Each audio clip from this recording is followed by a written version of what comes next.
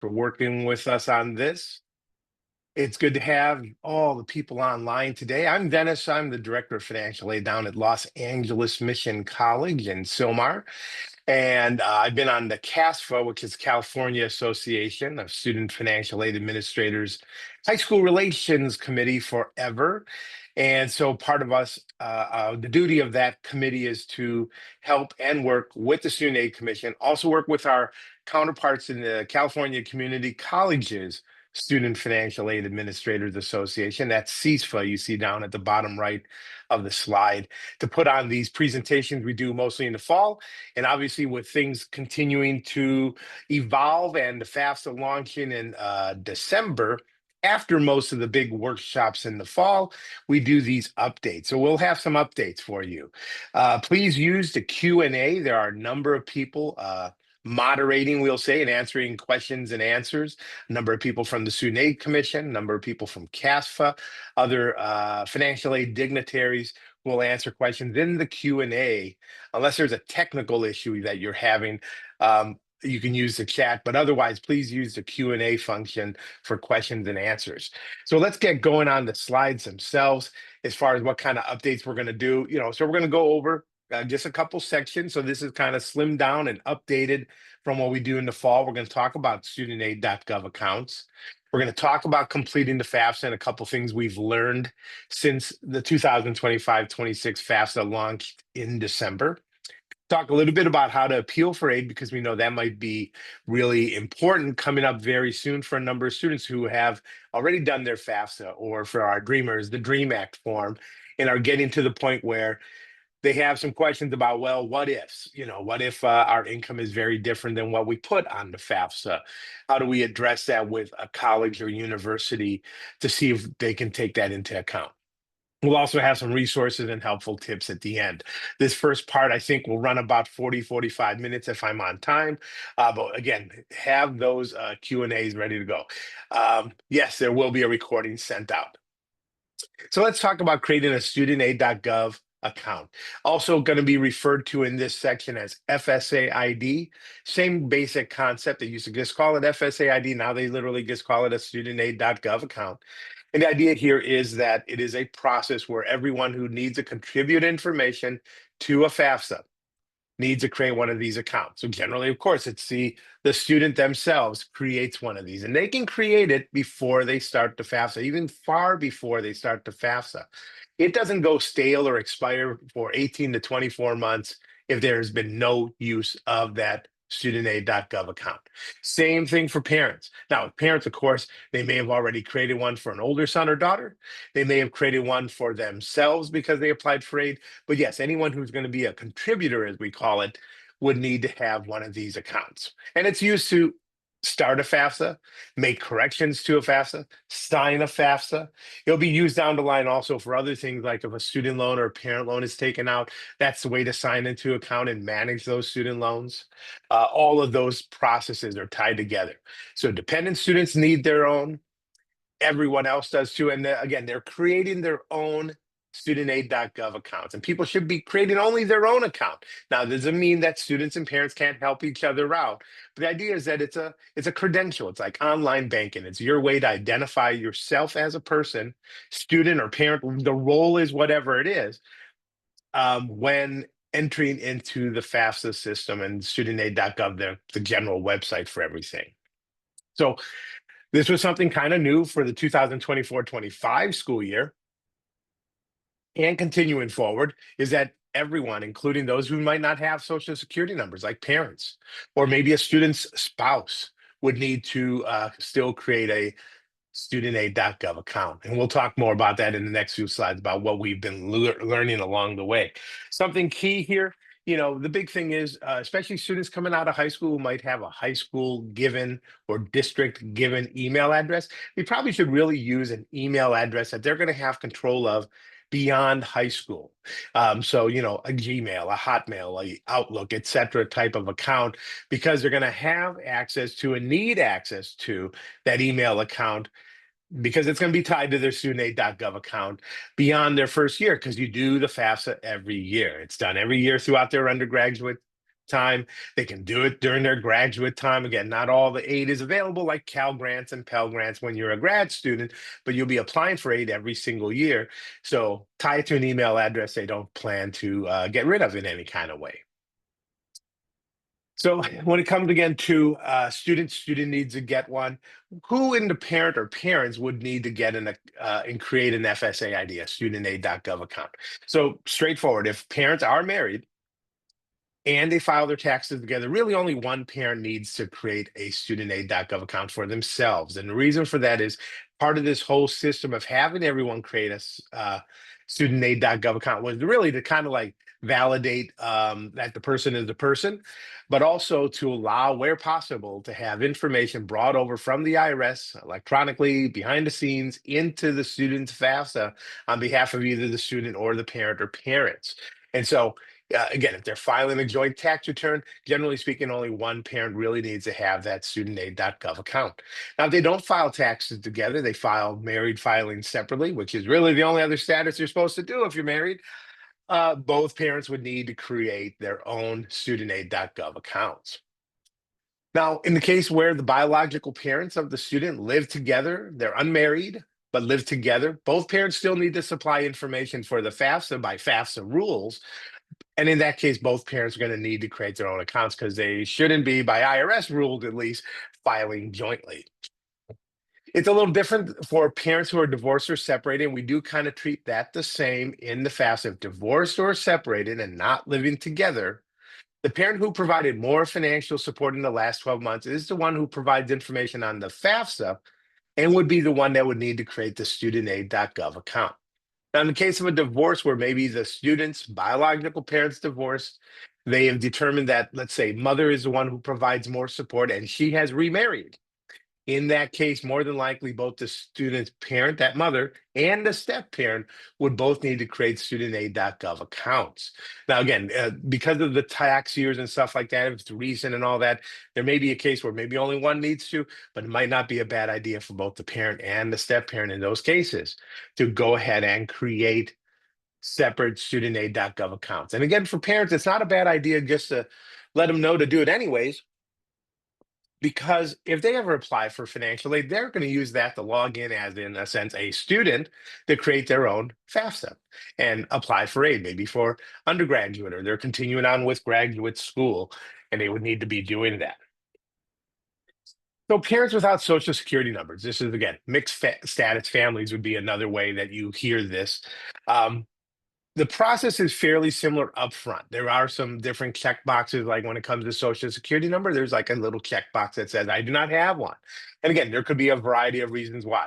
We, of course, have undocumented people in the United States. We have those parents who might just live completely in another country, who've never come here, never established a social security number, living in a foreign country.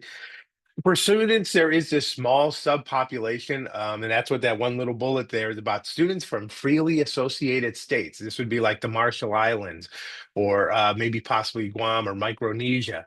They are territories or such of the United States of America. And at the same time, people in living in those countries or states, I guess, whatever you want to call it, freely associated states, let's call it that, do not get assigned regular social security numbers. So they have to go through somewhat of a similar process. But for what we mostly deal with here in California, it's really most of the time parents who do not have a social security number. So part of the process that they tried to implement just over a year and a half ago was a knowledge-based set of questions. And what it is the U.S. Department of Education, working with TransUnion, when given the parents most of the time name, address, phone number, and other identifiers like date of birth. We're trying to see if they could match that to records in TransUnion and the credit bureaus. And if so, or think that they have the right person, they'd be given some knowledge-based questions. Similar, like if you've ever applied for a loan online and you've gotten some questions that ask about, like, did you live at this particular address, yes or no? Or you had a car loan back in the 90s. What was your approximate monthly payment? Things like that would be asked. Now, not always will they get these questions if they can't seem to match up. And there was for a little while a manual process. We'll talk about that's kind of off the table right now. So basically, either way, if they pass those knowledge-based questions, or they have to completely go around that because they're not going to be asked those questions and there is not the manual validation process at this time, that studentaid.gov account or FSA ID for that parent is able to be used immediately.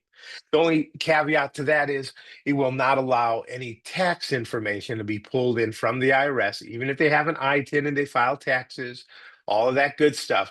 It still is not hooked up to quite do that. So there'll be some manual data entry required. So as noted there, the contributor will manually enter their 2023 tax return information into the FAFSA, because for the FAFSA for 2025-26, for this coming fall, it's using tax information from 2023. So again, this attestation and validation, at one point it was a paper form, then they moved it online. And again, what we've done at this point is they've stopped accepting and pausing the acceptance of any new identifying or identity documents to that ID verification at ed.gov account. It's been disabled. So there is no need to go through that process at all. What the federal government and Department of Ed is trying to do is simplify this process, because at one time they only had a short list of documents that they would take, things like foreign passports and other things to validate the identity. And then they expanded that list, and then the process just wasn't working. It is off the table for now. If they don't go through the automated part where they're pulling information from TransUnion, then in a sense, it's going to be straight on to being able to use that FSA ID for at least the minimum purposes of logging in to do like the parents part of the FAFSA and signing off on their part of the FAFSA. Separate from this, we know parents living in a foreign country with a foreign address, never been here, maybe, most likely now without a social security number, have their own set of problems, guessing sometimes contacting Department of Ed and the studentaid.gov area.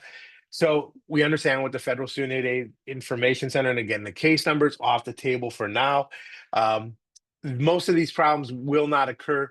We still recommend, again, there's some workarounds sometimes to help, as far as in the account creation, using things like a period or a zero in the street address, using all zeros for the postal code, because not every country has a similar 5-digit postal code kind of system as we do. Also with phone numbers, we have the one before all numbers in the United States or country code. It's not always easy to put that in on the FAFSA and have the FAFSA figure out and register that phone number correctly. And again, if they're living outside the country and do not have a social, there's not going to be a real need to go through that knowledge-based questions with TransUnion and all, because again, we're going to bypass all of that straight on to being able to have an FSA ID available and ready and usable by the parents to at least log into the parents part of the FAFSA, complete their section, and then sign off on that, even if they have to manually enter any tax return information, whether from this country or from another country, they would still potentially have tax information to enter. So one of the issue alerts that came up, and this was something again about where we have students inviting a parent to contribute information, and the parent does have that foreign address and no social security number. Sometimes they're getting these unable to complete this action error. So the workaround that was given to us, and this was back in December, so it's still relatively accurate as far as we know. If the contributor does not have a studentaid.gov account yet, they'll complete the process for individuals without social security numbers, and that gets triggered again by a little box where instead of entering a social security number, they mark the box that says, I do not have one. Enter their foreign mailing address normally as their street and all that good stuff. And once that account is created, students initiating the FAFSA form who need to invite a contributor who does not have that social security number and has a foreign address should enter the 5 zeros in the postal code. So this gets a little technical. Again, this is available from Department of Ed. This will be in the slides, and it'll probably also be in some of the resource information at the end of this slide show that you can refer back to if these are the kinds of issues your students are running in, again, with parents oftentimes living in a foreign country. Let's talk a little bit about FAFSA because that's as much as we can really tell you on the federal student aid ID. The idea I will give as advice is that if you are doing FAFSA workshops between now and March or beyond that, to make sure we get students in on time for Cal Grant consideration, is as much as possible, try to get this information out to parents and students ahead of time to complete their federal student aid ID process ahead of time. Because if they have that ready to go, then they can get right into the FAFSA. The student oftentimes will do their part first, get to the point that the FAFSA says you need parent information. Let's invite them. You'll need information from the parents. The student will name, phone number, date of birth, email address, etc., so that they can get an email. The parents would get an email saying that you've been invited to provide information for someone else's FAFSA. And they'll go through the process of, hopefully, if they've already got their FSA ID, just logging into the FAFSA to complete their section of the FAFSA. And once the student's done and completed and submitted their part, and the parents have done and completed their part, the two get melded together and the FAFSA gets processed. And then the results go out. And we'll talk about that in just a few slides. Big, kind of a big update is they toyed around with this to make it a little easier. There was this question after the student had answered all the questions about, are you married? Do you have children of your own? Are you a veteran, etc. Most students coming out of high school at least get to the point where they're told that they need parental information in the FAFSA and to go about inviting them. But in those questions, it's a little confusing. The first one say, yes, I can invite my parents. The other part, there is another question, answer possibility of, I'm unable to get information from my parents. And that's generally what we're thinking of oftentimes are students where they really truly cannot get any information from their parents because disassociation from their parents, maybe some reason why they've left the household. And thus, maybe they're what we call unusual circumstances here, where the school will be able to override their eligibility, their status and make them independent, but the student will be able to follow through on the FAFSA, skip over the parent part and move on and finish their part of the form and then do the follow-up with the colleges directly. But there was this one question in here, if the student took the wrong path about if their parents just do not want to provide information, they would only be eligible for unsubsidized loan, assuming they do not have these unusual circumstances.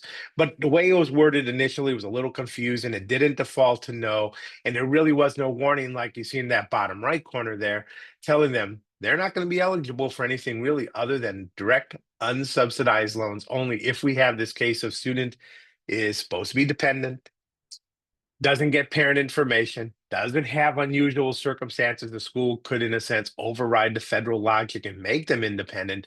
That's what they're left with. And so we're going to talk about this in the next few slides, hopefully how to avoid this and how to help, I don't want to say coax parents where possible and willingness to provide information, but to avoid this if we can.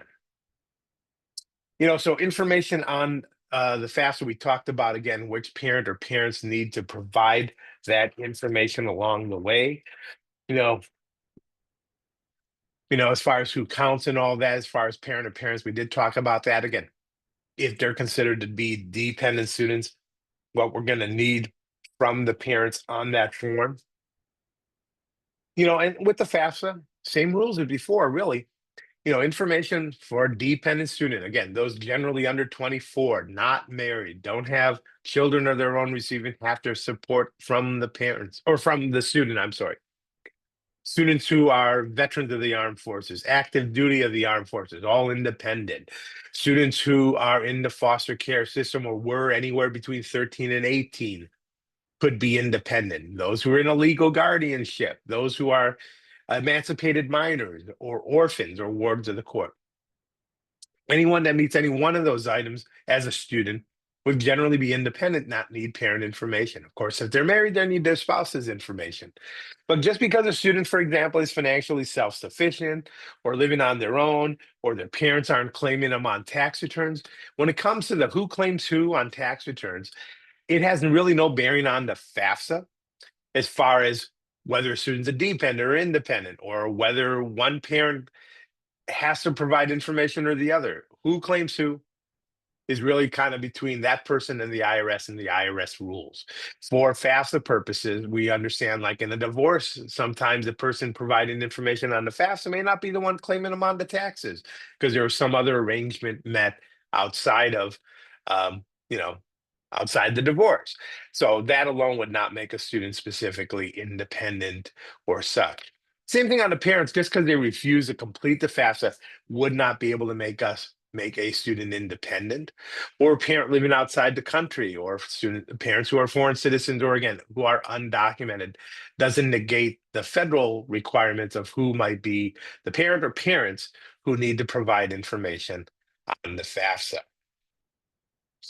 So again, parents who won't provide information, if that's the case, it might be a case where the student is only eligible for the unsubsidized loans, unless we have what we call these unusual circumstances. That's that second main bullet there, which is really all about the types of circumstances really out of the control of the student, where a financial aid office, beyond the rules of the federal government on the FAFSA, be able to consider a student to be independent through an appeal.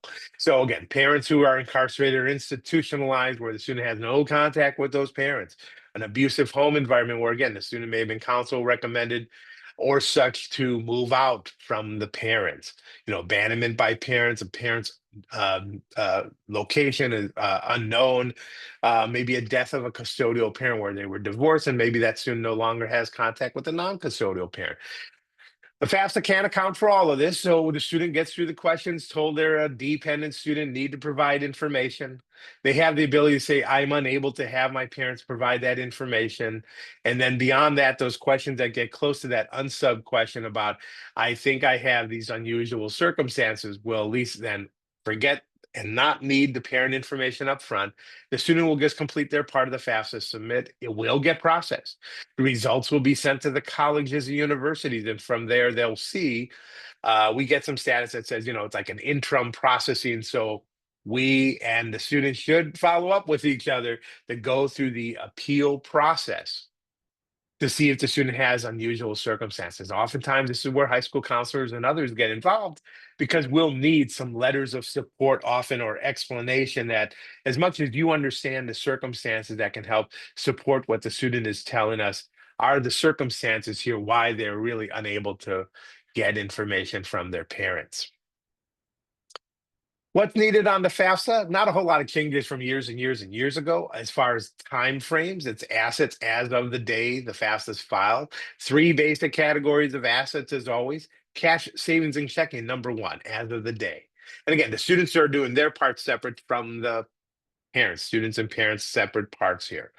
Second category, investments. Easier to just tell you what's not an investment. It would be any primary residence of the family, and then any retirement accounts. So IRAs, 401ks, pension plans, all of those not in assets in the investments part.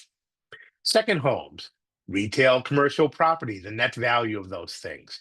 Other investment accounts they may have, like SoFi, TD Ameritrade, Schwab, whatever, where again, it's not specifically a retirement account, might be being saved towards retirement, but it's not one of those specific IRA, 401k types. Those would be investments. For 529 plans, in short, if there's a 529 plan for the student owned by the parents or the student directly, the value of that 529 plan goes on the parents' part of the FAFSA for that given student. I'll get more into that if we need to, but that's the short. Last category of assets, real quick. Any family-owned business, the net value of those. Now, a couple of years ago, it used to be 100 or more employees. Take that part out, and it's just any family business, this net value of that, regardless of size of the business. Income, it's what we call prior year, second previous, whatever it is. Here's the easiest way to think of it. The 2025-26 FAFSA needs income and tax information from 2023. That's the information that'll get pulled over from the IRS, if available, or non-filing status gets pulled over too. Or if not manually entered, that's the information that needs to be entered. Parents and students should not try to manually override to enter 2024 now that we've completed that tax year. Instead, if they have these types of circumstances, it's what we normally talk about in the appeals section. That's the case of fill out the FAFSA as requested for information follow up with the colleges about what we call special circumstances, cases of change, dramatic enough changes in income or assets that could affect the calculation of the FAFSA and the results of it. Because all this information all boils down to the calculated student aid index. That's the new name for what used to be the expected family contribution. SAI instead of EFC, but it's the same concept. High or low, that number calculated from the income and assets and everything else put on a FAFSA determines a student's aid eligibility. And certainly if the income was higher in 2023 than 2024, we may want to do an appeal. The student may want to do an appeal to see if it does change that calculated student aid index. The screens have been cleaned up. This is kind of a nice update. Before, the data just kind of came over and nobody knew that it came over from the IRS. But now it is telling you it's getting imported if there was success, or as you can see in the bottom right, if the data is not received. Students and parents shouldn't freak out and worry if it didn't come through. There's a number of reasons why, everything from some technical issues sometimes to cases where if the student or parent has had any kind of issue with fraud with the IRS, someone stealing their tax ID, et cetera, filing extra tax returns, whatever, the IRS to protect them will not try to import, or the Department of Ed will not be able to import the information from the IRS. In those type of cases, they will be told how they can continue to manually enter information for income and taxes and all of that information. But the screens are a little nice because otherwise, a lot of times it gets skipped on to the next thing before they fix this. And parents and students weren't really sure, did it import? Well, it didn't ask me for any other questions. You can assume it did, but now the screens are a lot more clear on what's going on to help students and parents. One of the things about family size from the FAFSA, they used to just straight out ask on the form how many people are living in your household or family size and how many people are going to college. Now, because they are pulling over information from the IRS directly, as much as possible, they're going to try to use the information for those who filed to try to figure out from the people listening to dependents plus who filed, how many people are in the family. We'll offer up on the FAFSA the ability, and it's in the parents part of this the FAFSA, to update that information, or I should say correct it to the proper number, because again, it tax returns from 2 years ago, so it could have more people or less people than who's in the household. Maybe a new child has been born into the household, or a child has turned 27 or 28 and moved out and got married in the last couple years. All those allow in the FAFSA for the parent to change that number if necessary. If it's a correct number, they can just leave it alone as is. So what happens after FAFSA is done? So again, students do their part. Generally invite the parents to do their part. The parents complete their part. Once both parts are done, they're put together, processed, and the results are sent to the student, called the FAFSA submission summary. The results are sent to all the colleges and universities listed on the form. The results are sent to the California Student Aid Commission here in the state for students who are California residents for Cal Grant and state aid consideration. It's all sent electronically, generally speaking, unless the students never used an email on their FAFSA. And about the only way to do that is to do a paper FAFSA. Then they would get an actual paper results of that. But otherwise, data is sent out accordingly. Students should keep copies of those just in case they need to refer back to it for some reason to make a correction or such along the way. Or, for example, like again, I just talked about the number of colleges. So it could be a case where the student has listed up to 20 colleges, and that's the new number 20 on the FAFSA to receive the results. And maybe they really had 30 colleges they were looking at. They would need to, in a sense, go into the FAFSA website, studentaid.gov, go to that schools selection section, take off some colleges, add some new ones, and hit submit so that they also get the results. A college, once they've received the results, even if they've been kicked off the list, can still process the student for financial aid. That's not a problem.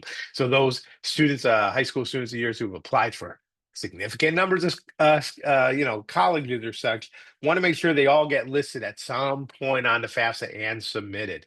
Doesn't matter what the order is.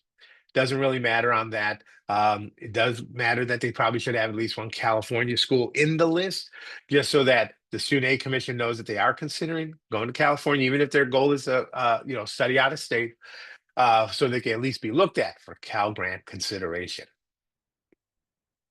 There's some new information to help guide on what the statuses are for everybody. Because this wasn't always that clear either on the FAFSA along the way, as far as, well, did I submit it? Is it fully submitted? Is it being processed?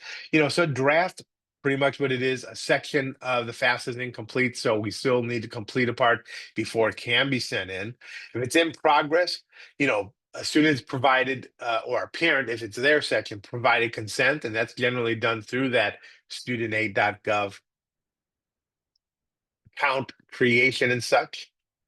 Approval and signature, but the form's not been submitted yet. It could be in review, which means it's been submitted but not processed. It's about 3 to 5 days, give or take. In that, if there's action required, they're going to get that warning sign there that they're missing consent and approval or a signature. So maybe all the data's in, but they haven't entered it as such. Process, that's the best of all, of course, right? Process is process, means the FAFSA has gone through everything. Data has been done and processed. Student aid index has been calculated. Results have hopefully been sent out. Slow would be a rare one, but that'd be a case of maybe a parent or student that started a FAFSA and then they just never went forward with it and let it sit out there for like 45 or 90 days. There's a time limit on it, and then if someone does not come back to it, they just erase it out of the system. And if they want to do a FAFSA again, they just have to start the FAFSA at least from square one. Now, again, if they have their studentaid.gov account already established and ready to go, they don't have to redo that. Generally, it's already good to go. With common errors, the big thing there is, the thing that we always want to help students and parents understand: do your section. You may assist someone with their section, like students with parents and parents with students, but really complete your section so that all that information is accurate and correct. Child support paid is different than received. So we do want to make sure that when they come to those questions in the FAFSA, and they do show up in a weird place, like child support received is a question that's right before the asset question. So some people think, is it an asset? No, it's just where it logically shows up in the FAFSA. Retirement plan to family home, again, not on the FAFSA, do not get reported as assets at all. The 529 plan is what I said before, but to just go over again, if it's owned by the parent or the student directly for the student filling out the FAFSA, the value of that 529 plan goes under the parent's assets as an investment. Now, if a grandparent or aunt or uncle, not to try to confuse this, but they own the 529 plan for their niece, nephew, grandson, etc., the value of the plan does not show up on the FAFSA at all. Hope that helps. Big thing, before setting off anything like, especially at the creation of the studentaid.gov account, making sure we've got everything correct. Name matches either DHS or Social Security Administration records on their Social Security card, so that's correct. Dates of birth, Social Security numbers, email addresses are typed correctly, or you're never going to get the email. Addresses and zip codes, just so all that information, and it helps if they do it right when they're doing their studentaid.gov accounts, especially for students, when they're doing their FAFSA, which again will bring in a lot of that demographic information, and when they're applying for admissions, because at the college level, when we get the results of a FAFSA, we're looking to try to match on, usually it's like name, date of birth, and Social Security number at the minimum, with what they put on their admissions record, so that we know we got the same student that we can process for, of course, admissions, and that we can process for financial aid. So appealing, that's what we know that's really new about the FAFSA. The FAFSA has now been out for about almost 2 months, right? And things have been rolling along. The beta testing they did in October and November really set them up pretty well to solve most of the big problems. There still are some system things here and there. We just did some cash for college events over the weekend here, me and my staff, and ran into fewer problems for sure. And again, for those parents and students who had their federal student aid IDs already set up, it was pretty easy flowing, other than answering some questions about interpretation of what does this mean when they're asking for this income or asset. So hopefully that's solved quite a bit of that.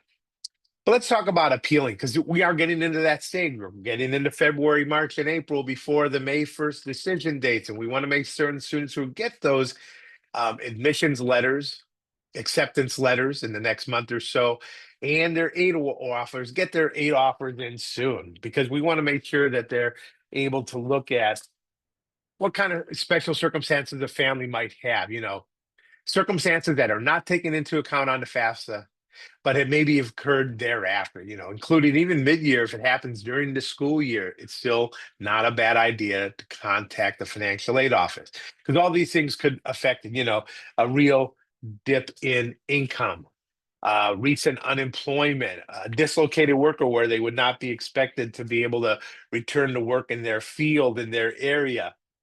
Things that don't show up on the FAFSA, slightly taken into account in the formula. As far as medical and dental and all the other living expenses, that's in the formula before all that income and asset information is turned into that student aid index.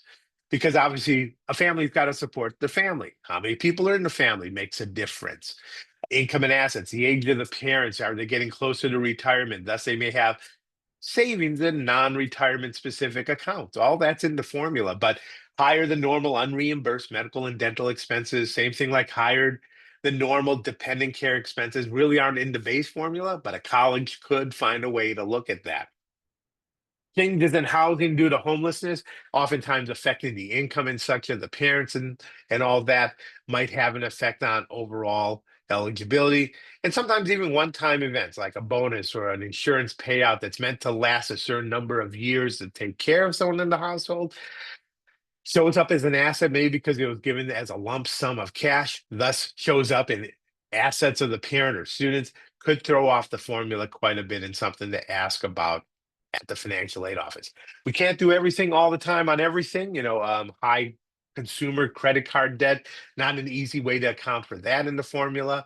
Higher than normal mortgage, certain things like that. Now, when it comes to these things like we've had some wildfires, losses of houses.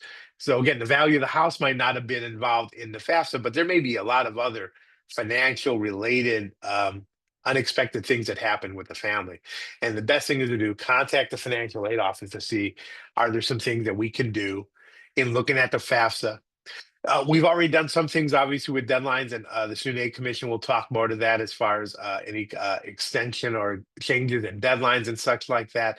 But we do want to still get students ahead of the game, get them through the FAFSA process, our dreamers through the DREAM Act process, so that we can deal with these what ifs of life, the unusual circumstances, the special circumstances, sooner than later at the college, so that we can really try to reflect better the circumstances and put that into account when we're calculating financial aid. Last couple things here on resources and tips. And again, I see Q&A is going well. And of course, I will ask one of my kindly moderators there at some point if we have anything big to answer live. But, the biggest tips that we can offer is always, have students get that FAFSA done before the deadline as much as possible. Just because we don't want them to miss out on Cal Grant consideration. Applying for financial aid regardless of income and assets. Again, because what if we have one of these what ifs? It's like, well, my income was super high in 2023, but it's a lot lower now. Definitely do the FAFSA. Maybe the initial results will reflect the fact that the income was very high and the student may not have initially a lot of aid eligibility. But even if there was no real change in income, at least you know. If you don't apply, you don't know anything. If you apply, at least you know, okay, maybe we don't get grant money, but maybe we have student loan or parent loan eligibility, maybe even federal work study. Maybe we had to do it because a scholarship application required us to do it. And regardless of the results, I had this with one parent at a high school, still tells us overall what the student may qualify for in financial aid. Big thing, list at least one college from California in the 20 colleges for the student. That's a big thing for students, even if they're looking to attend out of state. Just so the California Student Aid Commission knows there's a potential eligible college they're looking at and can determine Cal Grant eligibility.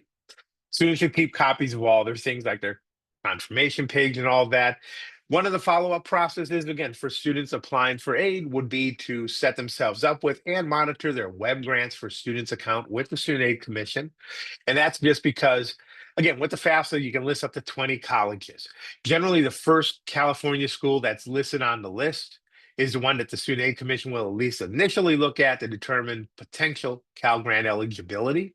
But what if that changes as far as where the student actually ends up going? They can manage all that through the Web Grants for Students account. That comes in handy too for students who come to, say, community college, and then 2 years later, in a sense, need to move their Cal Grant and their aid to their 4-year university. And lastly, checking junk and spam folders and email accounts, just in case things end up there. FSA emails and such might sometimes float into the wrong folder. We want to make certain students and or parents are getting all their email updates, and that's sometimes the answer to that. Other resources online, of course, studentaid.gov has common Q&A answers for filling out the FAFSA. The Federal Student Aid Information Center is the 1-800-4-FED-AID number, as we call it, 433-3243. They do have expanded hours from here through about March or so. There's the contact information and more detail by that link above. Studentaidpolicy.com has a FSA ID tip sheet that helps guide students and or parents through creating that account, making sure they follow through on the process, because there's like a validation code sent to their texted to them and things like that as part of the process to confirm they have access to that number, and a variety of other resources, including the financial aid toolkit. That's from the U.S. Department of Education, and that's available a variety of resources, things like handouts, pre-made PowerPoints, pre-made PSAs, and things like that high school counselors and others can use and work into their materials for their students. Other resources coming from the National College Attainment Network, NCAN. They have a variety of resources for high school counselors, people at colleges, for students, help them through the process. There's other resources through You Aspire, another organization, again, working on behalf of students and college-oriented students. And then also, don't forget California's Cash for College program, put on through the California Student Aid Commission, and then ran, like here in Los Angeles, for example, LA Cash for College is ran through Unite LA, and it was at one time at least part of the Chamber of Commerce's dealings with getting financial aid workshops for students and parents all through this January, February period before the Cal Grant deadline to get them through the process. Last couple things, that everyone can help students with, hosting these events. Again, we got the next couple months to get these done. Doesn't always have to be a Saturday. Many years ago, we used to call it College Goals Sunday, with the idea of being like it'd be somewhere around the Super Bowl, not on Super Bowl day, but it was somewhere around there.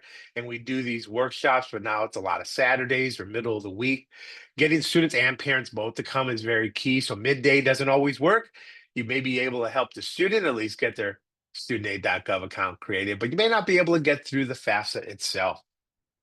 Maybe targeting workshops towards things like groups like your first generation students, so you can kind of address those broader questions about financial aid. Something done in the fall a lot of time at the high schools is more the general information type financial aid nights, where you come out and have someone from a college or university financial aid office, or even Student Aid Commission staff, I know, do this, go out and just talk about the basics about financial aid, why to apply, how to apply, when to apply, before the FAFSA even gets launched, most years at least, October 1st. This year, of course, December, but getting that ahead of time. Contacting your local folks at the financial aid offices at colleges and universities for help. Again, I send my staff out a number of times. We want to have our staff out there helping students and parents, whether they're attending our schools or not, so that they're on the right track. Staying connected with Student Aid Commission, Federal Student Aid, all their social media accounts to get information very timely throughout the year. Signing up for all of that as much as possible. And then, write articles and emails and use newsletters, whatever that you're that you can afford to do at your school to get the information to students on a timely basis and connect them with resources. So it doesn't become a case of waiting too long to either apply for admissions, or waiting too long to apply for aid, or missing deadlines, or missing documentation for schools. Keeping up as much as possible and having students and parents all involved in that, and whatever resources you can provide for them overall. I think we've hit the Q&A. I see Q&A is running really, really well. Luann, I know I pick on you a lot just because you were always here, even though you've retired, supposedly. Do we have any Q&A cues that you'd like we can broadcast live right now?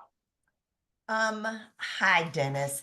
It seems to me there's still a lot of glitches with inviting parents, documented or undocumented, even from 24-25 when it worked to 25-26. And I know Mark has been answering a lot of those questions and Raul, but I had not, since I don't work in a school anymore, I wasn't aware there were so many challenges. And what is the recommendation then when you can't invite a contributor, even though they were able to create an FSA ID? Hmm. Yeah, I can pick up the answer for that. Please. Mainly when you are helping a student, you want to make sure that while you're completing the invite for the parent, you ask the parent to log in with the parent FSA ID to see how they created their information. Often the parent has an email they use when creating their FSA ID, but the email address that you're listing is wrong. So it won't work if anything is incorrect or missing. It's gotta be identical and it's case sensitive. So if they spell out their street as street rather than ST, that's also going to make a conflict. So as long as the two are identical, the invite is going to go through. And then once you send the student invite first, then you want to make sure that you refresh your system with a parent FSA ID to see the invite coming in. And then you can respond, the parent can respond. But if those two things don't match, you're never going to get that invite moving through. Thank you, Raul. You're Yeah, welcome. thank you. Yeah, I think that's a big key there. And this is something I find too, especially where, even though in a sense the FAFSAs, it used to be the old days, right? The student would do their part, get to the point that the parent needed to do their section, and you'd hand off the computer because it's all in one. They've siloed the two things, right? The student generally invites the parent could be on another computer or wait till the next day to get to their part. It's separate from the student's part. And so if they're on this, you're going to use the same computer and the student's going to get their part done and turn it over to the parent. They do have to make sure they're logging out of things, maybe sometimes closing the browser before the students hand off the computer who's now the parent's going to do it now that the student's completely done, get onto that same computer because they only got one or whatever, or they're at the same place with one computer, and have them pick up, sign in and such, just because you have to always, it's not easiest thing, it doesn't show up huge in the top right corner that says your name is logged in and things like that. So you do have to kind Right. of be on the lookout for that. Right. Dennis, I wanted to add, it's easier when you use two different browsers. For instance, Firefox Mm. for parents and Google Chrome for students. Then it won't Mm. retain the ID information and you can do it all on one computer. But you got to have two browsers open. Good idea. That's even a better idea. Seeing that we have lots of browser options out there. So that's very good. All right. Thank you, Luann and all. I think we are running just on time. John, should I be handing it back off to you, I guess? Yeah, I just wanted to make a quick comment. And then there was another question that we saw quite a bit. If a family lost their home in the horrible fires in Southern California that are still going on in some places, would they say that they're homeless or would that be a special circumstance?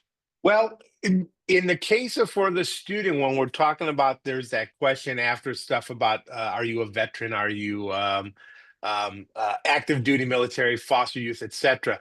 The question that goes to the student specifically is about if they are what we classify as unaccompanied homeless youth. Three parts. So the youth part is easy, 24 under 24 years old. The unaccompanied and homeless for the student is the student unaccompanied, not in the custody of their parents. So that would be a factor in this. And then, of course, homeless or at risk of being homeless is the secondary part of there. In the case of where the whole family is homeless together, the student wouldn't become independent in a sense in that way because they're as a family, but certainly the financial circumstances certainly would be impacted by that. So still the basic information asked on the FAFSA, the 2023 tax return information, all the income and assets and that. If they have to use a different address for mailing purposes or such, a PO box, whatever, to at least have address on file, even though most everything's going to get communicated to them through from the Department of Ed, from Federal Student Aid, by email. So the address, is what it is. And then the follow-up with the college's financial aid office as far as that financial impact and what we might be able to take out of that, as far as, again, maybe there was loss of income, certain losses of assets that were reported on to FAFSA, or other issues that we can deal with at that point. Okay, thank you for that. And then I'm just going to make one quick comment, and then we're going to take a 5-minute break before we segue into the CSAC portion of today's presentation. I want to say thanks to Dennis and all of our CASFAA, CSFAA pals who have been answering questions at a furious pace. Unbelievable. So my comment is, I also saw that people were asking about web grants for students, and if students really need to create the web grants for students, and the answer is yes. Yes, they do. And the reason that they do is they have to claim the school that they are attending. So in other words, they have to confirm the college they'll be going to.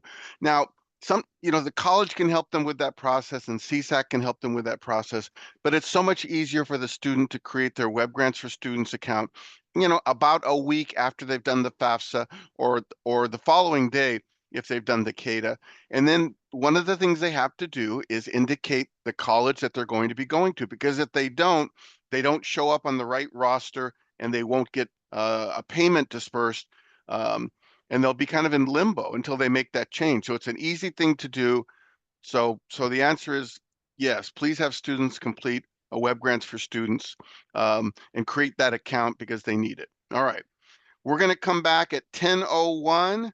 Thanks again, Dennis, and everybody. We appreciate it. So we'll see you guys in 5 minutes. Thank you. All right. So let's start the recording. Oh, good timing. Good segue.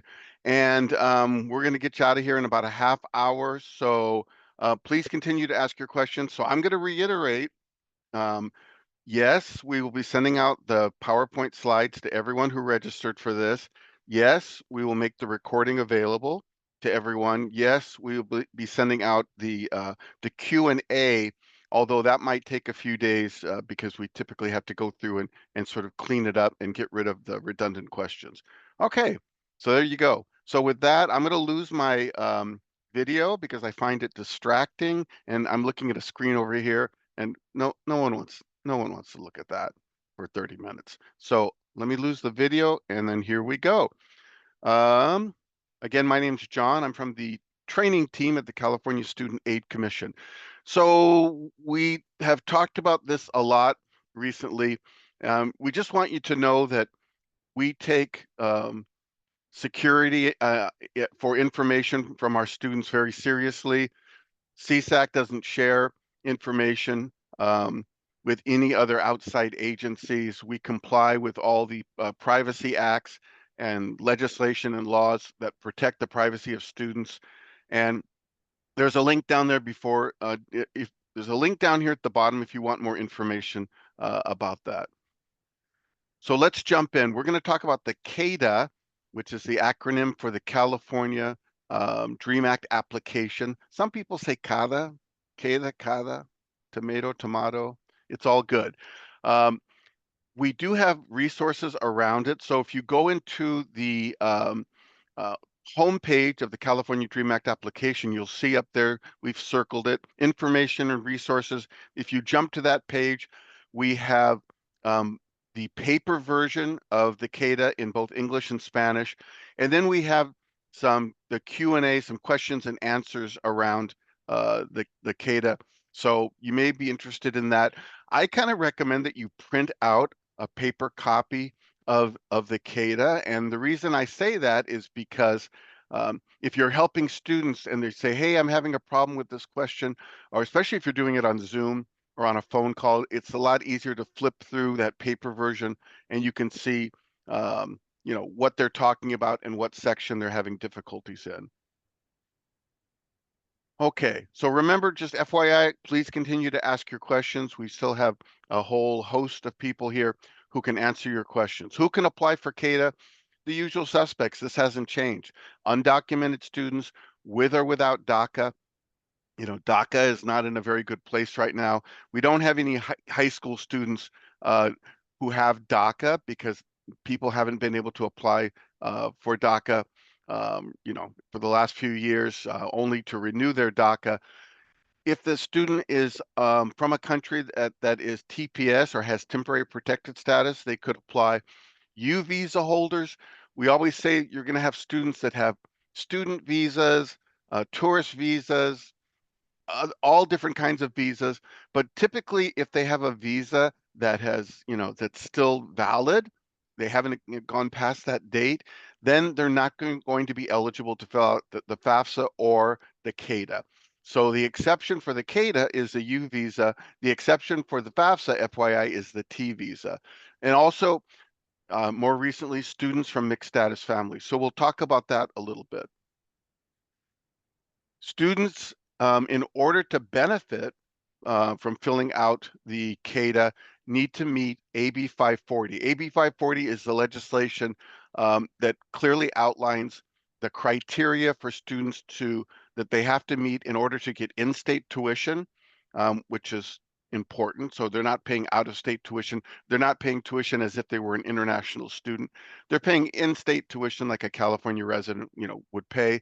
And also, to be eligible for state aid, and that's Cal Grants, institutional aid, Dream Loan, some other types of programs that are available, which we'll mention in a minute. And so basically, when this first rolled out, it was 3 years in high school or bust. That was it. If you didn't have 3 years in a high school, you just weren't going to be eligible. That has changed and it's been expanded. So now we have some legislation that's called SB 68, which greatly expands the eligibility for AB 540. So if a student has, 2 years in a high school, they can make up the difference by attending an adult school or a community college. And it's a little clunky to do it that way, but now we at least don't have to say to a student who's only been in high school for 2 or 2.5 years, you're never going to qualify for AB 540. You're never going to get, a Cal Grant, for example, because that is no longer the case. So they have to have 3 years at a high school and 3 years worth of high school credit. If they have the 3 years of high school credit, but they weren't physically in the high school for 3 years, they can make up the difference with middle school or elementary school. That's not a very common thing, but it happens. And like I said, if they don't have the full 3 years at the high school plus the credits, they can make up the difference at an adult school or community college. They would then need to graduate from a high school or obtain a certificate of completion. So typically that's the GED, but it could be the TASC, the HiSET, the SAT, etc. If they've actually earned a degree from a California community college, that would work as well. Or if they fulfill the minimum transfer requirements for a UC or a CSU, that would also work. Immigrants Rising is a fantastic partner, and they provide lots of information about undocumented students, and they provide information. Like here's a list, but they have a brand new guide that's called the AB 540 FAQ, and I highly recommend that you take a look at this because it will really answer a lot of the questions that you may have around your immigrant students, your undocumented students, even your mixed status family students. So take a look at that. It answers a lot of questions. It's an excellent resource, and you can use the link below to get that. If you just go to immigrantsrising.org, you can also find it. So this is the landing page for the CADAA. It's changed a little bit. So what you can see here is that, previously the login for new students had its own section, and we said, nah, we don't need that. So we made this teeny tiny little sentence and we just stuck it in under the login, and that's where new students will have to go. So they're going to have to go on the landing page, find that, click on here, and that's how they can create the brand new account. When they do that, they'll be reminded not to create an account if they already have a CADAA account. So that's kind of a common thing that happens. They start, creating a brand new account, even though they have an account. We don't want them to do that. So that's where they would go for a brand new account. They complete the registration. Now, doing the registration for the CADAA is significantly different than doing the FSA ID. One, frankly, it's a lot easier, right? So it's a much easier process. The student will do this. The student will complete the registration information. Mom and dad don't have to do their own registration. Mom and dad, mom and or dad only need to provide the information that's required of them on the actual application. So when they're doing this, here's a key thing. Make sure that the name that they're listing is correct and matches probably what's on their GPA upload at the high school or whatever documentation they have. If they have a school ID or a state ID or whatever they have, they want that to match. Because if it doesn't, what's going to happen is, when we go to match the student, the application with the GPA, if the name is different, that causes an issue, and then we'll have to go into the system and try to sort of force match it. So the name, that's the number one reason that students don't match in the system. And make sure that they provide all the information. By the way, if they have a really, really long last name, or they're using two last names and they're also very long, this particular space has been, they've increased the number of letters that you can put in it. So now we're seeing fewer problems with that, but it's still possible that there's so many letters in the last name or the two last names that it cuts off, and that's fine. If it cuts off, you put in as much as you can put in and you continue and you should be okay. So we have these, really big, gigantic, bright, hard to miss red exclamation points for each one of the sections. And you'll notice that we have them there. They're hard to miss, right? You'll notice that we have them there. And why we have them there is that if there's a section that's not completed or it's not completed correctly, you're going to see that red exclamation point. So that indicates either there's an error or there's more information that needs to be provided. So one good tip to tell your students is do this application section by section, and you want to see that humongous red exclamation point changed into a beautiful green check mark, and that will indicate that that section is done and done completely and done correctly. One thing that we've added, if students have to manually, or families have to manually put in their tax information, it's always been so challenging. They're flipping through the tax information that they have. They're trying to align what's on the tax information to the question, and it can be difficult. It's like, is it this line? Is it this dollar amount? We don't know. So we now have in Helps and Hints this pop-up that will show exactly where on the 1040 it's where the information is that we're asking. So this should make it a lot easier. Now, obviously, when it pops up, it's teeny tiny. Students are going to have to zoom in, or maybe put it in a separate tab. But it's really helpful because it helps students go, oh, okay, that's what they're looking for. And it will help them put in the correct information from the correct line. Students or parents sometimes have not filed taxes. You can still complete the application if you haven't filed taxes. You still will have to put earnings, and you'll have to indicate, why you didn't file taxes, but you can still get through the application process, even in that circumstance. Now, the one thing that does happen is sometimes a family will say, we didn't file taxes for 2023, for example, and we made $700,000. And it's like, okay, hang on, because that's going to flag in our system. Why? Because that dollar amount is over what's considered the IRS filing threshold. You can go to the IRS and get this information, but there's dollar amounts and they're fairly low. And if the income exceeds those dollar amounts, then in theory, you have to have, filed your taxes. Sometimes families will have to go back and get an I-10. There are agencies and organizations that can help with this process. If a student or family hasn't filed, they can say not going to file, or they can also put will file. So if you think that they think that they're going to file at some point, even though they haven't, I recommend that they put will file and then carry on with the rest of the application. College selection is the same. It now mirrors the FAFSA in that you can list up to 20 colleges. You can search by segments or by school name if you know the school code. Students don't know the school code, but if they did, they could use that as well. Um, it's pretty intuitive. We recommend, because you can list 20 colleges, if students are still kind of on the fence about where they're going to go, we recommend that they list a college from each segment. Why? Why would they put a private school when they're going to go to a community college? Or why would they put a CSU if they're going to go to a UC? Well, one reason is they can get an idea of the aid that they can get from each one of those segments, and that could be interesting for them. So that's one reason to do it, but it doesn't hurt. List as many as you want. Obviously, for the CADAA, we're only listing California colleges because the CADAA is only good in California.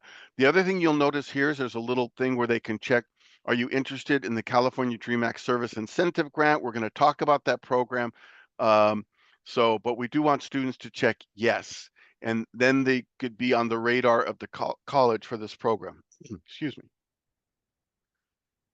Okay, so how many people know what the AB 540 affidavit is? I'm going to say not everyone on this call today knows exactly what it is, and I guarantee that students don't know what it is.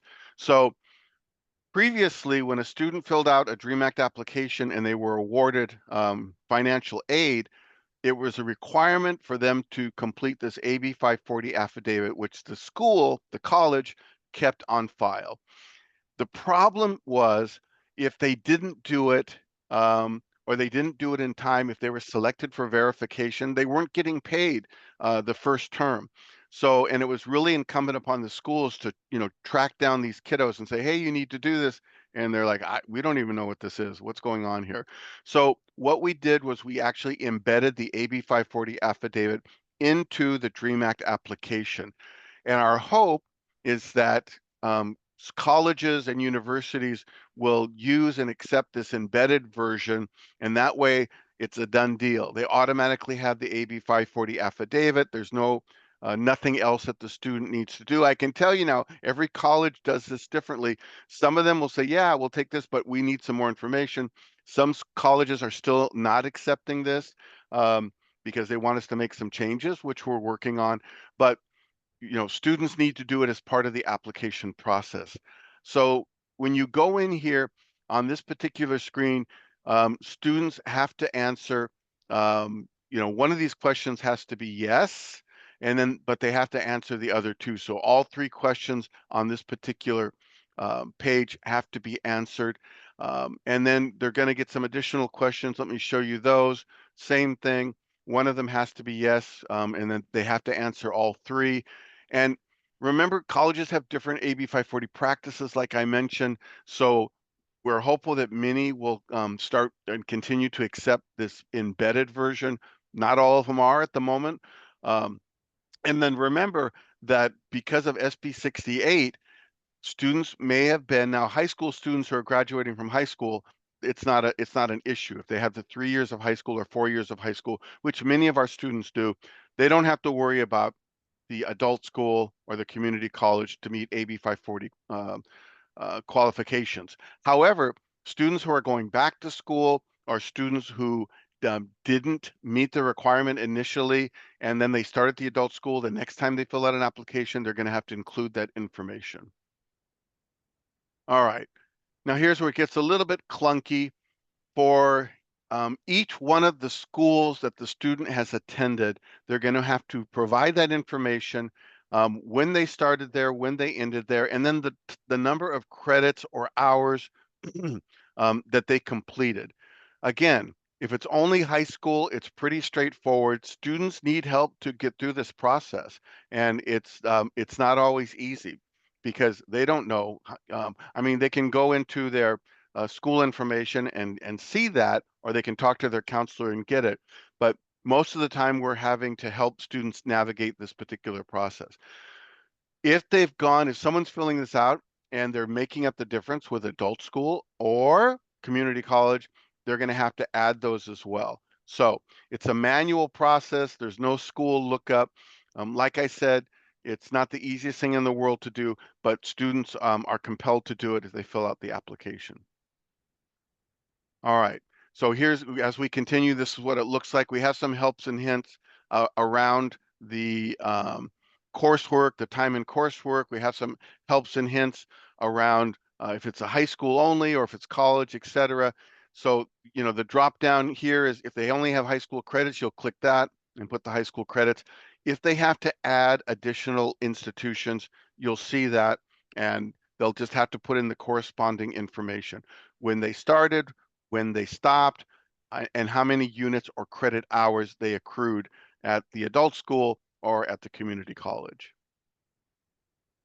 Now we have a new field. So one of the things that was a little bit clunky, I'll say clunky again. I can use clunky 3 times in any given presentation. So, and that's two out of 3. When the students were clicking elementary school or middle school, it was still asking them about credit hours and unit type. And it's like, hey, this is elementary school, right? We were still taking naps. So no credit hours, no hours or unit type. So we eliminated that. So if a student indicates that they're making up the 3 years at an elementary school or middle school, they no longer have to answer those questions. So that's something that we updated because students were having some difficulties with that. All right. The signature part is pretty straightforward and pretty easy. All you need to do for the student is once they get to the end of the application, they're going to check the little, they're going to raise their right hand and say, I hereby declare, and they're going to check those 2 boxes, and then their name is going to populate automatically into that student signature, panel or space. Very easy. The one thing that's changed that's really cool is now, if you remember, wasn't too long ago when parents, when they went to sign, they had to create that 4-digit PIN. They had to provide information that the student had already provided on the application. It was clunky. That's 3 of 3, right? Clunky, clunky, clunky. Okay, I can't say clunky anymore. And it was difficult. So now it's easy because once the student signs, the very next thing that comes up is the parent signature portal or page. If 2 parents have provided information, the student will have to indicate one parent or the other, and then that parent will sign electronically. So once that happens, they'll get a pop-up saying, yay, you did it. Participation trophies all around. And they will see that they've successfully completed the application. Now, because the California Dream Act application is done through CSAC, through our agency, it's a really quick process. So it does happen really quickly, and they can create their web grants for students typically the next day. And it processes usually in 1 day, sometimes 2 days. So it's a much quicker process than FAFSA, and there you go. What if a student's parent lives in another country? Well, assuming that the student has contact with the parent, so this happens sometimes. You'll have students who are living with a friend or a family member, or a grandparent or an aunt or an uncle or a boyfriend or a girlfriend or wherever, but they're not living with the biological parents, but they're in contact with the biological parent or parents living in wherever. So what do we do in that case? In that case, the student's going to fill out the information. They're going to put in the information for the biological parent or parents, and then that parent is going to have to say, oh, we live in Spain, so here's how many euros we made in 2023, and you're going to convert the euros to a dollar amount, and you're going to plug that in for the earnings. Now, there's no tax information in this case because every country, Dennis said this, does the taxes differently. There's a few countries that don't do taxes at all. Let's move there. So that's how you would do it if the student has contact with the parent or parents. If they don't, if they literally say, I have one parent who's deceased and I have 0 contact with the other parent, I don't know where they are, we don't communicate, I have no way to reach them, then that's a special circumstance. And like all special circumstances, they're going to have to talk to the college that they are planning to attend or the college that they are currently attending, and they're going to say, here's my deal, and then the college will evaluate their situation. And then, typically what they'll say is, for financial aid purposes, we're considering you an independent student. But every school does this differently, but that is the process. All right, mixed status family updates. We opened CADAA for mixed status families in the last application year. And the reason that we did that is because, I don't know if you guys remember, but when the FAFSA first rolled out last year, it was a dumpster fire. It was like, what could possibly, it was Murphy's Law of financial aid. All right, let's not sugarcoat it. It was horrible. And in particular, it was horrible for our mixed status families. It was impossible to get through that application process. It was virtually impossible. It was so frustrating. We had students we were trying to help, crying, sitting there crying, saying, what am I going to do? I don't know what to do. And it was just a horrible situation. When we saw that was happening, what we did was we said, we're going to open the CADAA to mixed status families. So a mixed status family means that the student can fill out the FAFSA because they are a US citizen or a permanent resident, but the contributor or the parent is undocumented. All right. And in some cases, both parents, one parent that they're living with is undocumented. So we opened it up primarily so that students had the chance to fill it out and they would have an on-time application date. That was kind of the intent. We also knew that some students were and continue to be fearful of completing the FAFSA because they don't want their information out there. So, but when we opened it up initially, it was so we could capture the information, give them an on-time application date, and then give them time to complete the FAFSA later if in fact that's what they wanted to do. If they only wanted to be considered for California state aid, then that's all they needed to do. Now, obviously, the situation has changed a little bit.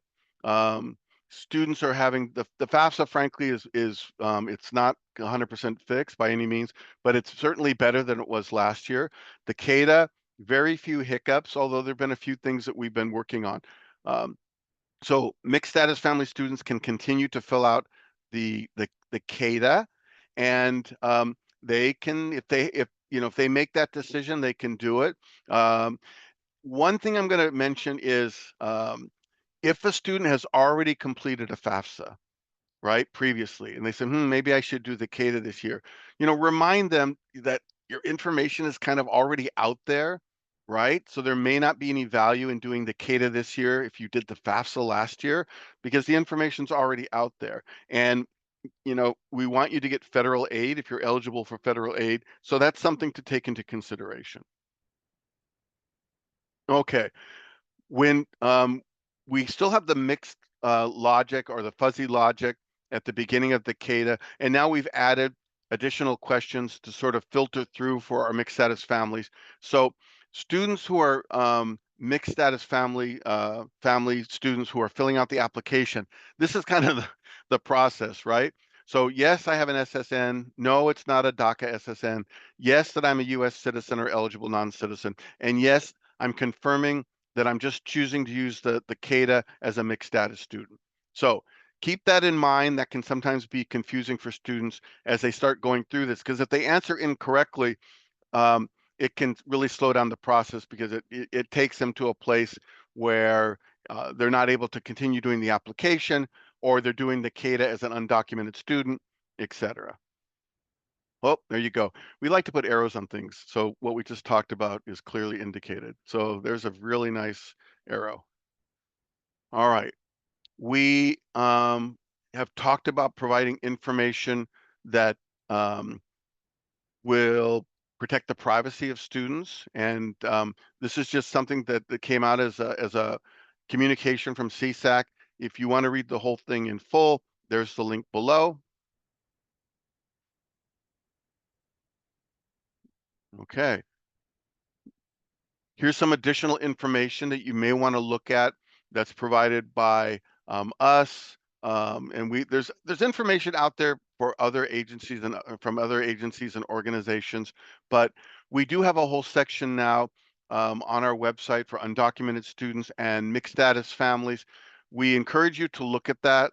There's information there that you can use to help communicate with your students. We think there's value in that. So take a look. It's on our website. If you can't find it, email us and we will happily send you that link, okay? All right, couple resources. I got a minute. Whew, man, This is tough. I think we can do it. All right, we're going to do these resources and then we're going to kick you the heck on out of here. I talked about the DREAM Act Service Incentive Grant. This is a great program for your undocumented students who complete the CADAA and they get a Cal Grant B, or they're eligible for both A and B. So they can do community service or volunteer service and make up to $4,500 a year for 300 hours of community service or volunteer service. A lot of these are on-campus opportunities. So please encourage your students to check that box on the CADAA and to inquire about it. You know, it's still underutilized, so we want to make sure students are taking advantage of this. We talked about web grants for students. Yes, students have to do it. So that's a big yes, YES. I don't care what anyone else tells you. Students need to create the web grants for students if they have a Cal Grant. Now, even if they don't have a Cal Grant, if they create this, it will tell them why they didn't get the Cal Grant, and they can ensure that that information is accurate. So there's lots of good information on here. It allows students to do a lot of different things. We will have a new Web Grants for Students webinar coming out soon. So FYI, helpful tips. Have students apply now. It's still early. We don't have to worry about the California College because that's all CADAA is. Have them create their Web Grants for Students account. Make sure that students are using an email that's not a district email or a high school email. And then we want to make sure that they're getting our text alerts so they can opt in for that. And then if they have special circumstances, the answer is always the same. Reach out to the financial aid office at the college they are going to attend or that they're currently attending. We have Cash for College workshops. They're going on now. I did one last night.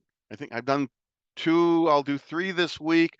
It's really great because parents can show up with their kids and get help to actually fill out the application. And sometimes the students or families who are really struggling benefit tremendously by going to a Cash for College event. So if you go on to Cash for College, you can see the entire list of where they're being held. At the very least, tell your students to take part in this and say, show up with your parents, bring your documentation, your information, your tax information, the list of stuff that you need, and we will help you walk through the application process, or we can check the application that you've previously done. We have social media. It used to be horrible, but now it's pretty good.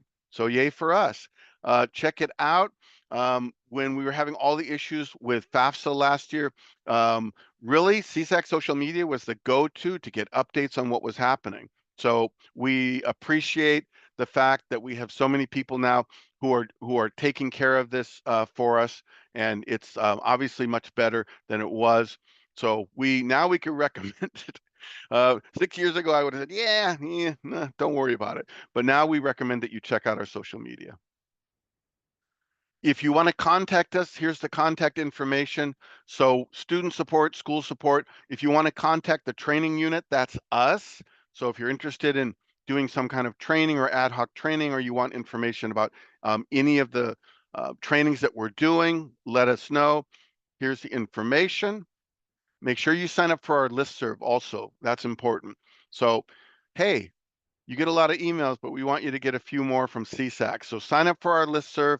You can do that from the homepage. Just scroll down to the bottom of the homepage. You'll see it. It's easy. All right, I went 3 minutes over. What are you going to do? So I want to thank everyone for being here today. We appreciate your time. We appreciate the time that you've taken to be with us. We hope you found this helpful. Again, like I said, we will send you the PDFs of these presentations. We will send you the link to where it's the recording is posted on our website. We'll send you the Q&A. We'll send you a tofu scramble recipe. No, we're saving that for us. We'll send you all that stuff. So if anyone has any questions, we'll hang on for a minute if you want to type those in. It looks like we've done pretty well on the Q&A. Team, is there anything else that we need to do? Are we good? Okay. I'm gonna take that silence to mean that we're all good.